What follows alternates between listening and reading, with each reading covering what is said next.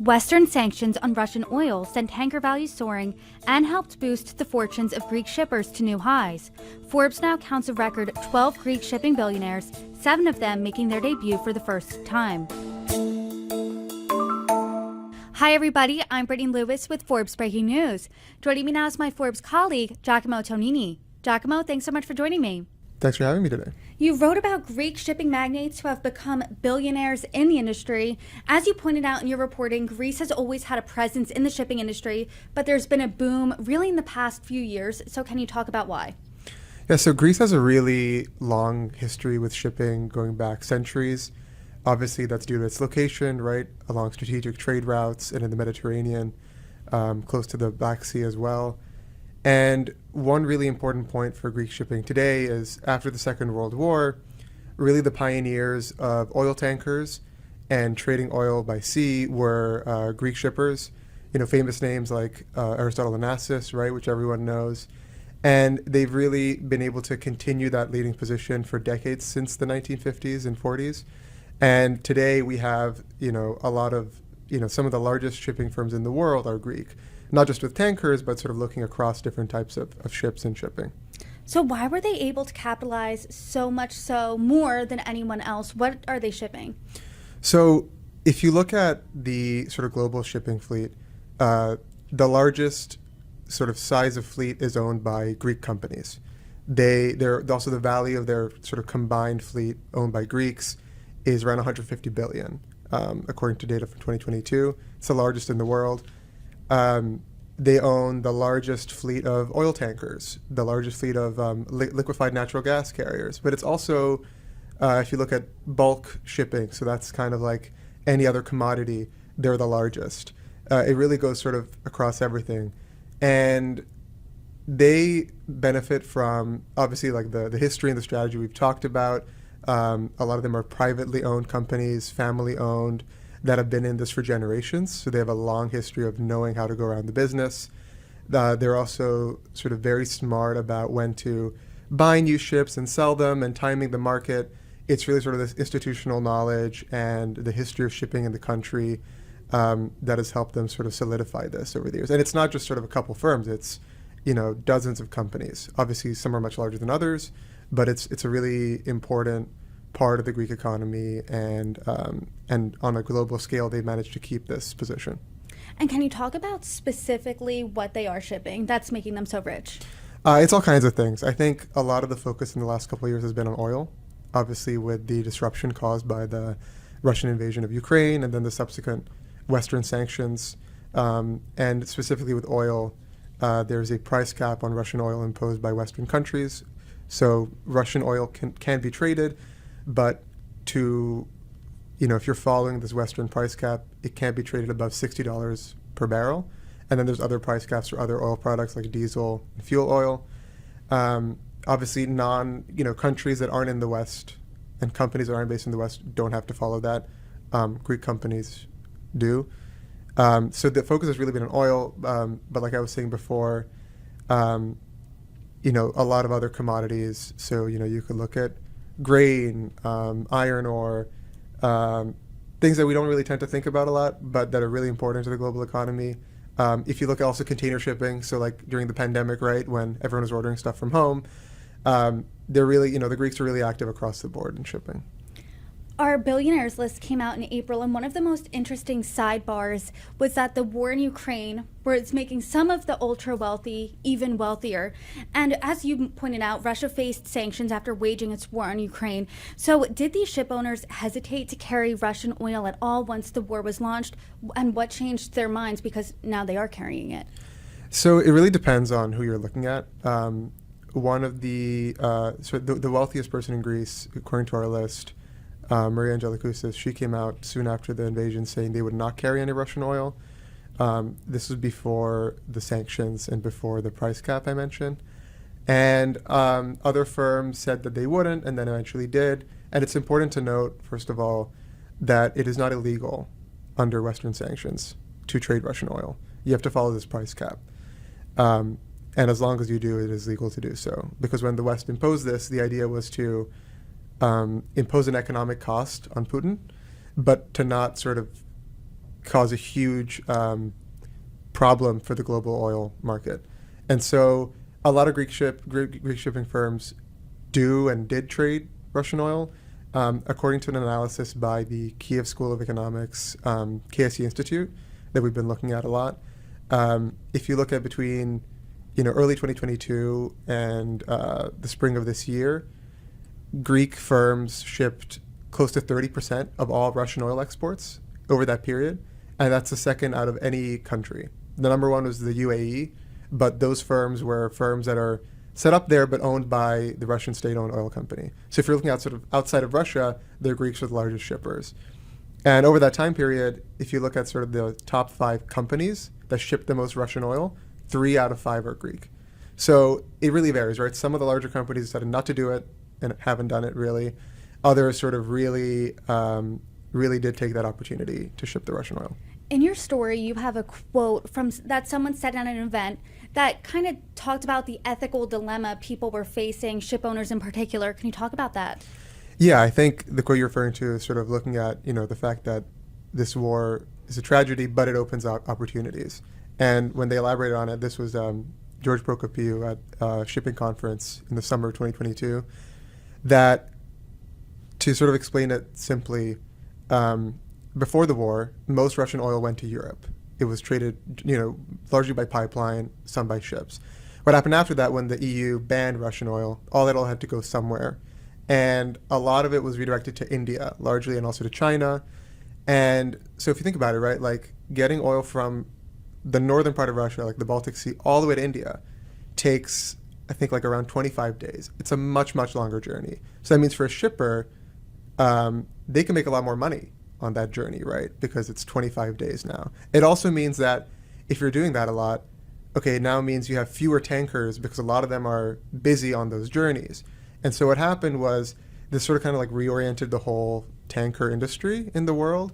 And 2 impacts that are important to keep note of. One is it sent the value of tankers soaring because there was like a huge demand.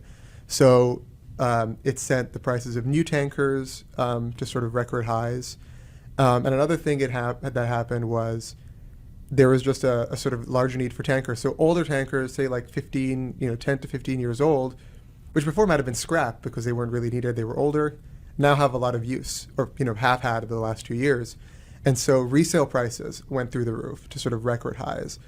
And related to that price cap I mentioned before, a lot of these companies in obscure places started popping up that would buy these old tankers for sort of really high prices and then trade Russian oil in violation of that price cap. Not the Greeks, these are sort of other companies. But they were buying these ships from a lot of people, including the Greeks. And so that sent up the value of old tankers up. So if you're a Greek ship owner, or really any ship owner, regardless of whether you're trading Russian oil, you've seen that the value of your own ships has gone up. You can get rid of older ships for, way more, I think more than double the price you would have gotten before the war. And that's really what we're looking at in this story, is that, none of these, new billionaires that we're putting on and talking about are new. Like, they've been in their industry for decades. But the value of their fleets, their tankers, and also their other ships has gone up tremendously in the last 2 years. So let's talk about specifically who these shippers are, who these new billionaires are, and how much their net worths are. So we looked at 13 Greek shipping billionaires. They range from, and this is, generally speaking, in Greece. The wealthiest is Maria Angelikousis, who I mentioned before. She was already on our list from a couple years ago, but she's worth more this year in our 2024 World's Billionaires list. We also have 8 new entries this year from Greek shipping. Also one who's returning after, since 2008 was the last time they were on the list. And collectively, we think they're worth more than $30 billion. And that's more than 12% of the Greek GDP.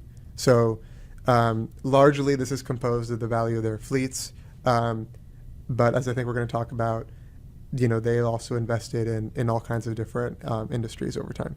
So we will talk about that shortly, but talk about first what the local incentives are for these Greek shippers. Yeah, so it's interesting, like we said before, Greece has a really long history in shipping. And there is, there's a lot of incentives for Greek ship owners to make sure that they would stay in the country and not sort of move their companies elsewhere. And so there's actually an article that was enshrined in Greece's constitution in the 50s that exempts ship owners from, income tax from the income from their shipping companies. Instead, they pay what's called a tonnage tax, which is basically a tax based on the size of their ships, like how much they can carry, which means that generally speaking, they're able to, it's a really advantageous tax system for them. And in 2 years ago, in 2022, the Greek government also passed a new law that reduced the voluntary tax on their dividend and capital gains from shipping companies down to 5% from 10%. So, as long as they keep a management office in Greece, they can take advantage of these tax benefits. So these rules really must be music to Greek shippers' ears. I mean, it sounds like a really good time to be a Greek shipper right now, obviously. So how are they spending this virtually tax-free money? So they, some of them do just sort of stay within shipping. Others have really gone into other directions. So, for example, the three most successful soccer teams in Greece, Olympiacos, Panathinaikos, and AEK Athens, are all owned by Greek ship owners as well.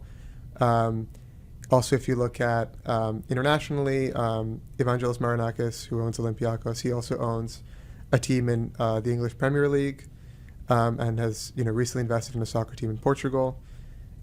Outside of that, some of the largest media conglomerates in Greece, TV channels and newspapers, are also owned by Greek shipping billionaires. And that's looking at sort of media and sports, right, which we know billionaires all over the world, regardless of their industry, like to invest in. And then also on the personal side, some of these shipping billionaires have enormous, real estate empires. So one person who we added to our list again this year, George Economou, he has an estimated $150 million real estate collection, homes in London, New York, St. Bart's, south of France. And of course, where would we be without yachts, right? These are ship owners, classic billionaire purchase yachts. So George Prokopiou, for example, owns a yacht called Dream, which has 2 outdoor swimming pools, a helipad. So if you're looking across the board, they really invested in all these different kinds of areas. A lot of industries spanning from sports to media, everything in between. I know we talked about sanctions earlier and how other companies, not these Greek billionaires, were kind of flouting those sanctions. Have these Greek billionaires shipped oil to any other countries that were under sanctions? So it kind of depends when sort of what time period you're looking at. There was one example, in 2020, when the U.S. had sanctions on Venezuelan oil. The U.S. Treasury Department blocked 2 ships that were owned by 2 Greek ship owners who are now on our billionaires list. And then what happened was they came out and said they would no longer ship Venezuelan oil. And a few weeks later, the Treasury Department removed the sanctions on those ships. Historically speaking, if you go further back, there was a famous example in the 1960s when Rhodesia, which is now Zimbabwe, when it was ruled by a white minority regime, was under UN sanctions and a UN embargo. One Greek ship-owning family had attempted to ship oil to Mozambique, which was then ruled by Portugal, and it was going to be supposedly shipped by pipeline to Rhodesia. They were stopped from doing so, and they didn't. So, one good quote I think that's in our story is about how, they will not violate sanctions. They will not sort of break the law and take that kind of risk, but sort of within the parameters of what can be done, they will always try to find opportunities to make money. So they will definitely toe that line without crossing it. So have they faced any consequences for towing that line? Well, the example I mentioned, Venezuela, is sort of one where the ships were briefly sanctioned, sort of blocked, and then that was removed. So far, not really. I mean, if we're looking at Russia, for example, the companies that are shipping Russian oil would say, we are not breaking the law. We have not been subject to any enforcement by Western countries, and we're complying with the price cap. and that appears to be the case, right? There's no indication that they have broken any sanctions. So they are, benefiting from the impact that the war has had on sort of the tanker market, as anyone else has, whether or not they're trading Russian oil. But there's no indication that they've broken any sanctions or broken any laws. So I want to go back to the quote you pointed out earlier, where it essentially was the Russia-Ukraine war is obviously bad for humanity, but good for business. We saw the 2-year mark of the war come and go. Do you think we're going to continue to see this boom when it comes to Greek shipping? yeah, I think it's hard to say now. I mean, like taking a step back from the Greek ship owners, there's a lot of reports out now that say that, for this year and probably next year, the values and sort of prices of new tankers is going to keep rising. On the resale market, for the older tankers, it's sort of decreased a little bit recently. But the impact is still there, right? So these longer journeys are still happening.